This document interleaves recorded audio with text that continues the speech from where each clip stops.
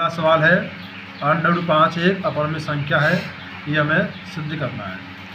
हम इसका विपरीत मानते हैं, माना √5 एक परिमेय संख्या। परिमेय संख्या जानते हैं आप लोग, √5 बराबर P/Q। परिमेय संख्या जो होती है उसे P/Q के रूप में हम लिखते हैं, जहाँ होता है Q ≠ 0। P व Q जो है वे हमारी सहअभाज्य संख्या होती है। सहभाज्य किसे कहते हैं? जिनका HCF 1 आता है, वे संख्या हमारी सहभाज्य संख्या कहलाती है। अब जैसे हम यहाँ पे चल रहे हैं √5 बराबर P/Q, ये हमने लिख दिया। आगे देखते हैं, इसके बट्टे में एक करते हैं, क्रॉस मल्टीप्लाई करके देखते हैं। Q का इसमें मल्टीप्लाई करेंगे तो होगा √5Q। यहाँ पे देखा जाए P का 1 से करेंगे तो P होगा। अब क्या करते हैं, दोनों का वर्ग करते हैं। वर्ग करने पर, दोनों का वर्ग करने पर ज्ञात होता है √5 P का वर्ग करें, Q है, √5 Q का वर्ग करें बराबर P है, P का वर्ग करो। वर्ग करेंगे, रूट से स्क्वायर हट जाएगा, केवल 5 रहेगा। Q का होगा Q² और P का P² होगा। यहाँ पर 5 है, वो Q² का गुणज है। यदि 5 को हम पक्षांतरण करें तो ये प्राप्त होता है Q² P²/5, या यहीं पर आप समीकरण नंबर 1 दे सकते हैं। एक नियम और होता है, वो देखेंगे, जो P होता है उसे 5R मानेंगे। ये 5 जो हमको संख्या दी जाती है उसे लेते हैं, 5R। इसमें क्या करते हैं, दोनों पक्षों का वर्ग करते हैं। दोनों पक्षों का वर्ग करने पर, दोनों पक्षों का वर्ग करने पर P² और 5 का वर्ग 25, R का वर्ग होगा R²। इसे हम समीकरण नंबर 2 देखते हैं। समीकरण 1 है हमारा P² बराबर 5Q², और समीकरण 2 है P² बराबर 25R²। दोनों की तुलना करते हैं 1 व 2 से। तुलना करके देखते हैं, P² इसमें भी है, इसमें भी है, दोनों को हटाया जाए तो यहाँ पर रहेगा 5Q² और यहाँ पर रहेगा 25R²। 5 से 25 कटेगा 5 बार, यहाँ पे Q² और यहाँ पे 5R²। हमारी कोशिश रहती है जो संख्या अपरिमेय संख्या है उसे परिमेय बनाने की पूरी कोशिश रहती है। आगे देखते हैं, इनका वर्गमूल लेने पर क्या प्राप्त होता है, परिमेय आता है या नहीं आता है, देखते हैं। Q का वर्गमूल केवल Q होगा, 5 का वर्गमूल √5 R² का R होगा। यहाँ पर नियम क्या है कि यदि बराबर का जो चिन्ह आ रहा है उसका मतलब दोनों पक्ष हमारे बराबर होने चाहिए, ठीक है। तो हम देख रहे हैं Q है वो हमारी परिमेय संख्या है, लेकिन जो √5 है वो हमारी अपरिमेय संख्या है। तो ये यहाँ पे विरोधाभास हो रहा है। बराबर का मतलब होता है दोनों साइड बराबर आनी चाहिए, लेकिन एक परिमेय आ रही है और दूसरी अपरिमेय आ रही है। तो यहाँ पे लिखेंगे, चूँकि यह अवधारणा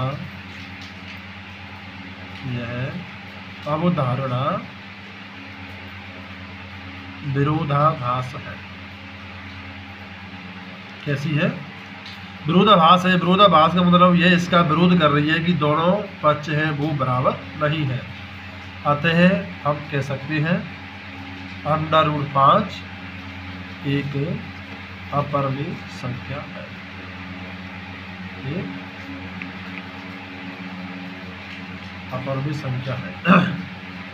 क्वेश्चन नंबर 2, सेकेंड क्वेश्चन है वो हमारा है 3 + 2 √5 एक अपरिमेय संख्या है। अपरिमेय। ध्यान दीजिए, हम इसको एकदम सरल तरीके से आपको बताएंगे यह अपरिमेय संख्या कैसे है। तो सबसे पहले क्या करते हैं, हम इस संख्या को परिमेय रूप में मानते हैं, इसका उल्टा जो है मानते हैं। माना 3 + 2 √5 एक परिमेय संख्या है। अब जब हमने 3 + 2 √5 को परिमेय माना है तो यहाँ पे हम लिखेंगे 3 + 2 √5 बराबर P/Q, क्योंकि हम जानते हैं कि जो परिमेय संख्या होती है उसे P/Q के रूप में हम इस रूप में लिखते हैं, और जो Q है वो 0 के बराबर नहीं आना चाहिए। आगे सॉल्व करते हैं। जैसे हमने ये संख्या ली है 3 + 2 √5 बराबर P/Q। यहाँ पे जो संख्या है हमारी परिमेय संख्या है उन्हें पक्षांतरण करेंगे। सबसे पहले जो 3 है 3 का पक्षांतरण करेंगे तो यहाँ पर रहेगा 2 √5। 3 का इस तरफ ले जाएंगे तो P/Q, 3 आपका प्लस का है, प्लस का इधर जाएगा तो जो 3 है वो हमारा माइनस का हो जाएगा।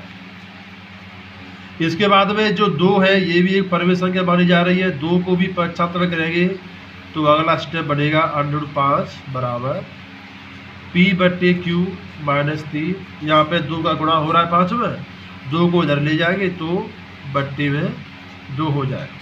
ठीक है, यहाँ तक। अब देखिए ये जो हमारी पूरी संख्या है यह एक परिमेय संख्या है। इसे आप सॉल्व करें √5 बराबर Q का 3 से मल्टीप्लाई करेंगे तो आएगा P - 3Q/Q, इसके बट्टे में 2। यहाँ पर अब हमने जो बराबर का चिन्ह लगाया है इसका मतलब है ये संख्या हमारी परिमेय है और ये संख्या हमारी अपरिमेय है। तो बराबर का चिन्ह है, दोनों संख्या हमारी या तो परिमेय होनी चाहिए या अपरिमेय होनी चाहिए। तो यहाँ पे लिखेंगे चूँकि दोनों पक्ष बराबर नहीं है, एक परिमेय है और दूसरी अपरिमेय है, तो लिखेंगे यह है अवधारणा, यह अवधारणा विरोधाभास है। अवधारणा विरोधाभास है। इसलिए हम कह सकते हैं 3 + 2 √5 एक अपरिमेय संख्या। कैसी है? अपरिमेय संख्या है। अगला जो हमारा सवाल है, सवाल नंबर 3, उसमें हमारे 3 पॉइंट दिए गए हैं, जिसमें पहला पॉइंट बता रहा है, क्या कह रहा है, 1/√2 है, वह एक अपरिमेय संख्या है। तो देखिए बच्चों, यहाँ से जो आगे चलेंगे, जैसे हमने पीछे ये सवाल किए हैं ऐसे इसको आगे करेंगे। एक अपरिमेय संख्या है, वही नियम है, सेम टू सेम, कोई भी चेंजमेंट नहीं है। सबसे पहले क्या करते हैं, जो संख्या दी जाती है उसको उसके विपरीत माना जाता है। जैसे ये परिमेय दी जा रही है, इसे परिमेय बनाने के लिए हम लिखते हैं माना 1/√2 एक परिमेय संख्या, एक परिमेय संख्या है। और आप जानते हैं परिमेय संख्या को हम क्या लिखते हैं, P/Q के रूप में लिखते हैं। ठीक है, यहाँ से देखो क्रॉस मल्टीप्लाई करके देखते हैं। Q का मल्टीप्लाई 1 से करेंगे तो आपका Q आएगा, √2 का P से करेंगे √2/P। अब देखिए आपको बात बताएं, 2/3 हो, ये भी एक परिमेय संख्या है। एग्जाम्पल देखिए मानते हैं, यदि इसे हम 3/2 लिखेंगे तो ये भी कैसी है, एक परमेय संख्या है। उल्टा हो जाए कोई दिक्कत नहीं है, लेकिन वह संख्या परमेय संख्या होती है। अब मैं आपको क्यों बता रहा हूँ, क्योंकि यहाँ पे जो हमने नियम लिखा है P/Q, यहाँ पे आगे चेंज होगा। जैसे P है, P का पक्षांतर करेंगे तो यहाँ पर ये Q/P होगा, ठीक है, और बराबर में √2। जैसे देखिए यहाँ पर P/Q आया है, नीचे हमने सॉल्व किया तो हमको क्या प्राप्त हो रहा है, Q/P। अब 2/3 हो या 3/2 हो, है तो वो परमेय संख्या ही। तो यहाँ से हम देख रहे हैं P/Q हो या Q/P हो, ये हमारी एक परमेय संख्या है। लेकिन अब ये इस पर फोकस कर रहे हैं, जो √2 है वो हमारी एक अपरमेय संख्या है, ठीक है। दो अभाज्य होती है, और अभाज्य संख्या यदि √, यानी कि वर्गमूल में आती है, वह एक अपरमेय संख्या मानी जाती है। तो यहाँ पर ये चिन्ह है वो हमारा विरोधाभास कर रहा है, बता रहा है कि दोनों संख्या है वो परमेय नहीं है। तो हम लिखेंगे चूंकि यह है अवधारणा विरोधाभास है। कैसी है? विरोधाभास है, इसलिए क्या था हमारा 1/√2 एक अपरमेय संख्या है, एक अपरमेय संख्या है। तीसरे सवाल का दूसरा पॉइंट है 7√5, ये भी एक अपरमेय संख्या है, ये सिद्ध करना है, एक अपरमेय संख्या है। वही नियम लगाएंगे, समान नियम चलेगा। माना, इसे मानते हैं माना 7√5, इसके विपरीत मानते हैं। जैसे परमेय है तो हम परमेय मानते हैं। माना 7√5 एक परमेय संख्या है, ठीक है। आगे सॉल्व करें तो देखो परमेय माना है, उसे हम लिखते हैं 7√5 बराबर P/Q। जब परमेय माना है तो परमेय संख्या के बराबर रखना पड़ेगा। आगे सॉल्व करें, जैसे यहाँ पर जो 7 है उसका √5 में गुणा हो रहा है, ठीक है। तो देखिए पहले Q को उधर ले जाएंगे, यहाँ पर /1 कर लीजिए। चलो आप सबसे पहले /1 कर लीजिए, इससे आसान होगा। आप क्रॉस मल्टीप्लाई कीजिए, Q का मल्टीप्लाई करेंगे तो 7Q √5 होगा। एक का करेंगे P में तो केवल P माना जाएगा, ठीक है। या ऐसे भी कर सकते हैं, जैसे आप क्रॉस मल्टीप्लाई नहीं करें, इसे ऐसे रहने दीजिए। P/Q 7 है, 7 को इसके नीचे लेके आएंगे तो इसके नीचे बट्टे में 7 होगा, ठीक है। और बराबर में क्या रहेगा, बराबर में केवल P रहेगा। अब जब बट्टे में आता है तो इसका मल्टीप्लाई हम इससे कर सकते हैं, ठीक है। √, यहाँ पर 5 है, ठीक है, √5 है।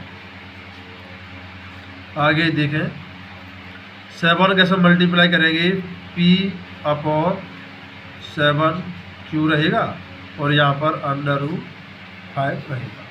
अब देखिए यहाँ पर हमें क्या प्राप्त हो रहा है, जो P/7Q है वो एक परमेय संख्या है हमारी। कैसी है? परमेय संख्या। और यहाँ पर देख रहे हैं √5, ये हमने पहले ही सवाल में बताई है, √5 है वो अपरमेय संख्या है। तो यहाँ पर जो ये चिन्ह बता रहा है दोनों पक्ष समान नहीं है, अतः हम लिखेंगे क्योंकि एक परमेय संख्या है दूसरी अपरमेय है, तो हम लिखेंगे यह है अवधारणा विरोधाभास है, ठीक है। अतः क्या था हमारा 7√5 है एक अपरमेय संख्या है। चलिए एक और पॉइंट जो हमारा बचा है वो क्या है, तीसरे का थर्ड पॉइंट है 6 + √2, यह एक अपरमेय संख्या है, हमको सिद्ध करना है, दर्शाना है एक अपरमेय संख्या है। चलो देखिए, तो वही नियम लगाएंगे। सबसे पहले इसको माना उल्टा मानते हैं, विपरीत मानते हैं। माना 6 + √2 एक परमेय संख्या है, ठीक है। अब जब परमेय संख्या माना है तो लिखेंगे 6 प्लस √2। परमेय हम मानते हैं जिनको हम P/Q के रूप में लिखें, वे हमारी परमेय संख्या होती है। तो अब देखिए बिल्कुल सिंपल है, थोड़ा ध्यान दीजिए, बहुत ही आसान सवाल है। 6 का पक्षांतरण करेंगे तो यहाँ पर रहेगा हमारा √2। जब 6 को उधर लेके आएंगे तो ये होगा P/Q - 6। यहाँ तक भी आप सॉल्व कर सकते हैं। अगर यहाँ तक नहीं करें तो इससे आगे एक स्टेप और बढ़ा सकते हैं। जैसे यहाँ पर रखेंगे √2 और यहाँ पर Q का मल्टीप्लाई हम 6 में करेंगे तो होगा P - 6Q/Q। अब सॉल्व करो, ये प्राप्त हो रहा है, जो भी हमको दिख रहा है कि ये जो संख्या है जो हमने डिब्बे बंद की है ये हमारी परमेय संख्या है, और ये हमने पढ़ा है ये संख्या है वो अपरमेय संख्या है। ठीक है। और जो चिन्ह हमको दर्शा रहा है कि दोनों पक्ष है वो हमारे समान होने चाहिए, लेकिन यहाँ पर एक संख्या परमेय है और दूसरी संख्या हमारी अपरमेय है। तो हम लिखेंगे यह है अवधारणा विरोधाभास है। ये नियम, ये लाइन आपको हर एक सवाल में लिखनी पड़ेगी। ये अवधारणा विरोधाभास है। ठीक है, विरोधाभास है, इसलिए जो सवाल है उसे लिख देना 6 प्लस √2 एक अपरमेय संख्या है। कैसी है? अपरमेय संख्या है। ठीक है। तो ये हमारा जो एक्सरसाइज है एक्सरसाइज 1.3 है वो हमारा कंप्लीट हो गया। अगले वीडियो में आपके लिए ऐसे लेके आएंगे। Thank you.